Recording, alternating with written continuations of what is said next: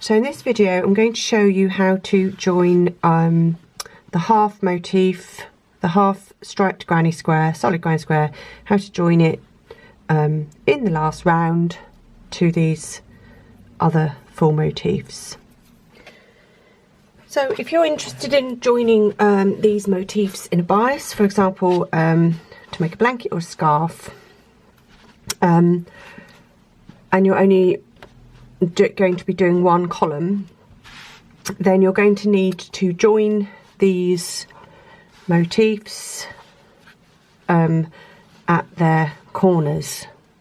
So basically I've got here two ready made, and then I'm going to join this one in the corner. You can obviously join them as you go, but I'm just demonstrating here, you know, because I have actually got two made, so it gives me the opportunity to show you the join twice. So all I've done is I've followed my pattern, which you can find a video for. I've already done a tutorial for this pattern. It's just a 5 round solid granny square where we are switching colours every round, and we are carrying the colour up so that we're not don't have loads and loads of ends. So you can find that video. So the way I'm joining is in the last round. So I need to join this at 2 points. I'm going to join it when I make this corner. I'm going to join it to this motif, and then when I make this corner I'm going to join it, and make this corner I'm going to join it to this motif. So it's pretty straightforward. I'm just following in pattern till I get to the corner. I'm going to put 2 double crochets, which are 2 UK trebles, in the corner. Then I'm going to chain 1, and I'm going to get this motif where I want to join in the corner, and I'm literally just putting my hook in the corner and I'm doing a slip stitch. Then I'm going to chain 1, and then I'm going to carry on in pattern. So technically that's called a chain 2 join, because I've joined halfway through the chain 2. Well, some people call it that anyway. So then I'm going to carry along making this motif, and obviously I need to make this whole side and this corner, and then go along this side, and when I get to this corner that's when I'm joining again next. So I'm going to go off now and do that, and I'll meet you back in a minute when I'm ready to join again. So I'm now ready to make this corner, and I'm going to join when I make this corner. So I put 2 doubles, which is 2 UK trebles, a chain 1, and then the next motif, find the corner I want to join to. Obviously this is doesn't really matter which corner in this case. Slip stitch into that corner, chain 1, finish off the corner on this motif, which is 2 doubles in the corner, and then 1 into each of the next stitches. So then this motif I'm just going to finish as usual, so I will meet you back in a minute. Just finishing off this slip stitch into the 3rd chain, and cut the yarn.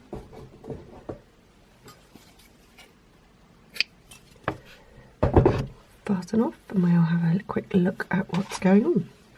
So here you can see that I've joined these 3 at the tips.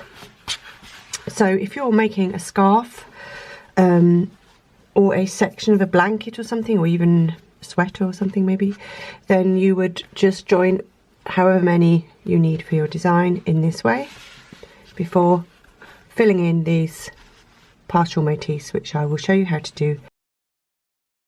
For this half motif I'm actually going to start with this sort of mushroom colour, so that the last round is the mushroom colour as well. So that's something worth thinking about. Just basically switching the order of the colours. So let's start. We're going to start with our slip knot loop on our hook, and we're going to chain 4. Then you're going to join with a slip stitch into your very first chain, and you're going to slip stitch like that, and you're going to then you're going to chain 3. That is going to count as your first stitch. So what you've got is a chain 4 ring and a chain 3 counting as your first double or UK treble. So next up I'm going to put 4 double crochets or 4 UK trebles into the ring. That's 2, that's 3, and that's 4. So you should have it what's basically 5 stitches because your chain 3 is counting as a stitch. Next up you're going to chain 2, and then you're going to pop another 4 in there, and I'm going to catch in the tail as I do that, just saves me a bit of a job. 3, 4, and then the way I like to do this, and it's entirely up to you, I'm now going to do a chain 3 and slip stitch back in the ring. You can end the last stitch with a full double crochet or UK treble. I just find it's more consistent when you're crocheting borders, where when we come to crochet a border on this raw edge of the triangle motif or half granny square motif, I find it easier to match, get the right stitches in the right place if there's the edges all look the same, so i.e. chain that side and a chain that side. But again, it's personal preference. You can end on a full stitch if you prefer. Cut the yarn, fasten off. Okay, so we're going to be working on the right side with this one.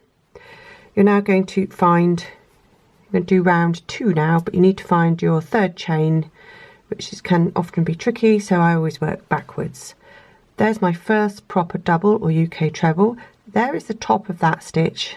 Therefore, my 3rd chain must be whatever is there. In this case, a very squished and tiny chain. So I'm going to pop my hook in there, and then I'm switching colour, and I'm going to chain 3. So I'm going to join the yarn first rather, and then I'm going to chain 3. So at this point it's up to you. I like to weave the tail end in, so can you see how it was on the left and I've placed it over the working yarn and between the live loop of the hook, then I've chained 2, and then I put it back the other way, and that is my chain 3, and then I pull it gently. You don't want it to distort the work, and don't accidentally crochet that chain too tight. You don't have to do that, that is entirely up to you, personal choice. I like doing it, it saves me work later.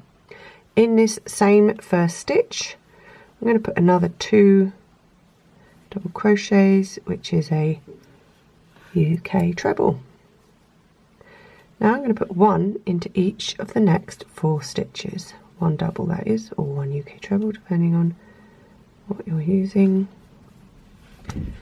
British or American. And then as normal, into the next chain 2 corner space, you're going to make a full corner, which is 2 doubles, chain 2, 2 doubles, or 2 UK trebles, chain 2, 2 UK trebles. Now you're going to put 1 into each of the next 4. 1, 2, 3, 4, and then 3 into the 3rd chain of that last chain 3. So this one's much easier to read because it's basically just the stitch that's to the left of the last stitch. You just work. So always remember to work into chains as if it was a normal stitch, and by that I mean identify the 2 correct loops. If it's looking wrong, you've probably picked up the wrong part of the chain. Whoops. And then remember that 3rd stitch, you can either do a double, which is what I did there instinctively, or you can switch to a chain 3 and slip stitch join in the base of that where you joined, where you put the other stitches. Cut the yarn, fasten off. So that's what it's looking like at the end of round 2. Let's do round 3.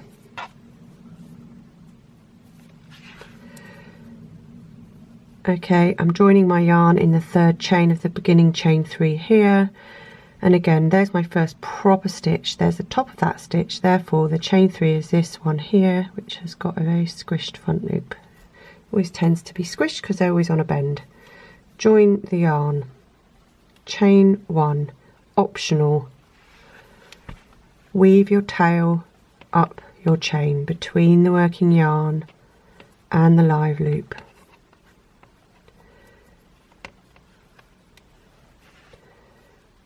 Two doubles or UK trebles in the exact same spot where you join the yarn.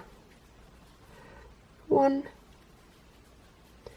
into each of the next, should be 6 I think. 1, 2, 3, 4, 5, 6, it's 8. You think I know by now? 8. If you got 6, you've done something wrong. 1 into each of the next 8.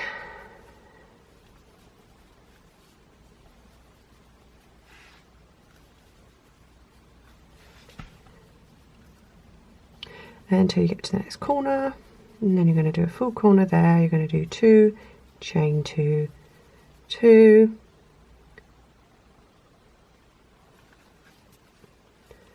once it's gone, it's gone.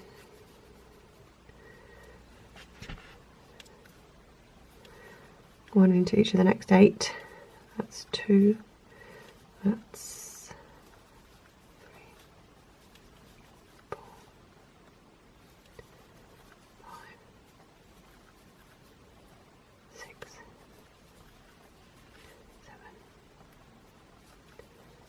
8, and then you're going to put 3 into the chain 3, top of the chain 3, third chain of your first chain actually of the chain 3 you put at the end of that round. So the 2 double in there, optional, do another double or chain 3 and slip stitch. It also means if you do a chain 3, the tension on this side matches that side, because that's often what can happen with these triangles. You get one side that's where most people's chain and normal crochet stitch tension are not always identical, and that's why you sometimes end up with squiffy motifs. Okay, round 4, switching colour again. Finding that first chain 3, first proper stitch, top of the proper stitch. It's not that one, you'll lose a stitch if you go in there, so you must go into the one to the right, which is your chain 3, or count up from the bottom if you have got nice neat stitches. Chain 1, optional weave,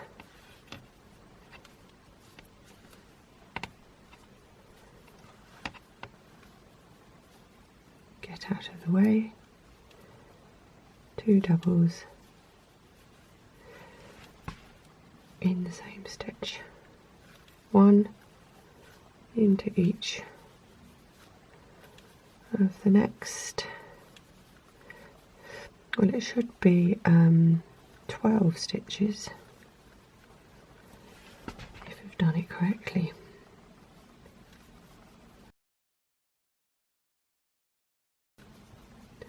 Full corner,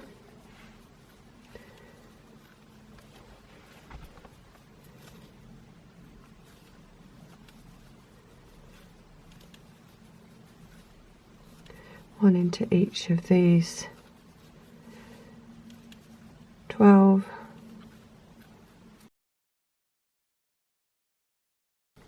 okay, now I'm going to find that chain 3 at the end, top of the chain 3. I'm going to put 2 doubles or 3 if you're doing full stitches, and then a chain,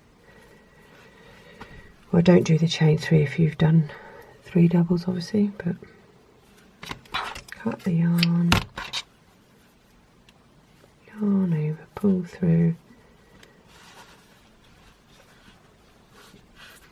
1, 2, 3, 4. So we've got one round, or as many as you happen to be making. So if you've decided that you are going to be sewing your motifs together or joining them in some other way other than in the last round, then you will just make another row or however many rows you need until this is the correct size. In this video, because I am doing drop loop join, or join as you go, in the last row, it's because I want to join this into this section here.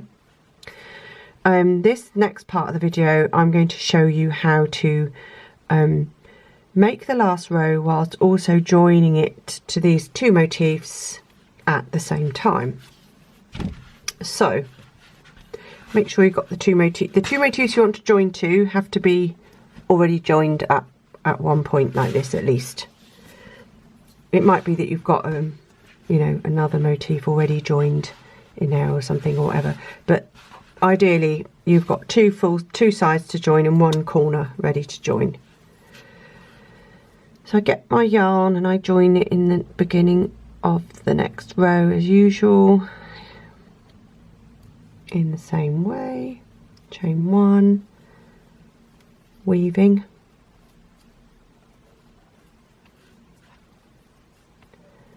and then straight after this chain 3, which is basically your first stitch, you're going to join with a slip stitch into this corner, the correct corner, however you've got yours laid out. So slip stitch join. Corners are always slip stitches, and then I'm going to put one double in there, which is UK treble, and then I'm straight away going to drop loop join. So I'm taking the loop off the hook, I'm going into the next empty stitch on this motif where I want to join all along this edge. So I go through the stitch in the normal way, front to back, put the loop back on the hoop on the hook, and put it through. And remember, I've got one more increase in here in this very first stitch. I'm going to put another stitch and then do another drop loop join into the next empty stitch on this motif. So I'm going to carry on in pattern now, pattern of this half motif, and after every stitch I'm doing a drop loop join. So I'm making my stitch, opening the loop up a tad, going into the empty stitch on the adjacent motif, and then popping the loop back on the hook and pulling it through. So the trick with this is to try and keep your tension even. Make sure you've got a free flow of yarn. This is best done on a table or a flat surface if you're new to it, to help you control your tension and keep the loops and the stitches nice and even. So as you can see, I'm just going along, making a stitch and drop loop join. So I'm just going to carry along here like this until I'm ready to join at the corner, and then I'll come back to you. So I'm just about to make the corner, and I've got 2 stitches left on the adjacent motif, which is perfect. Yikes. Now I'm ready to do the corner join. So I chain 1, and then I find the slip stitch that I made, and you need to go through the legs of the slip stitch, so you should be able to see the legs, and you're going from right to left like that. Then you're joining with a slip stitch, then you're doing a chain 1, and then you're resuming this corner. So let's have a quick look where we're at. Should be looking something like this. And of course, now I've got to remember that after every single stitch on this edge, I'm also joining to that. So you have to be careful not to go let your muscle memory kick in and start crocheting along and realise you haven't joined anything. So again, matching up on the adjacent side, remembering to do your increases in the corner. So I've put the extra 2 in the corner and joined after each one. And now 1 into each of these. Being careful, I've got a free flow of yarn. When I teach this, one of the biggest problems with people keeping a consistent gauge is where they're not got a free flow of yarn, and it's creating too much tension, which is making everything too tight, or like people have to keep spending time, like I'm doing now, getting a free flow of yarn, then they accidentally pull tight the last stitch that they were working on. So just a couple of things to look out for. So yeah, same, I'm just going to carry on, oopsie, along here, joining each stitch after with a drop loop join to the adjacent stitch on the other motif. So I'll meet you back in a minute when I'm ready to do that last corner. So I'm coming up to the end here, and this always causes a bit of panic because you know you think you've got 2 stitches left there, but you've got loads of stitches left there. So don't forget we are increasing in the last stitch, so you don't need to panic. I've got my last stitch here, which remember was this chain 3, so it's the first chain, and we put 2 in there. That's 1, that's 2, and then we are going to chain 1 and slip stitch into that corner of that other motif, and then we're going to do 1, 2, 3 chains and slip stitch back into the last stitch, and that gives us the join there. So let's just cut that and then yarn over, pull through, and have a quick look at how that's looking. So that's what it's looking like right now, looking pretty good. So of course I'm going to be adding some more, another one in there, and haven't decided yet if I'm going to go wider, because I could put another full block in there. Not decided yet, but anyway, what do you think? It's quite a nice join. I like the way how the colour sequence continues to alternate, and of course no sewing.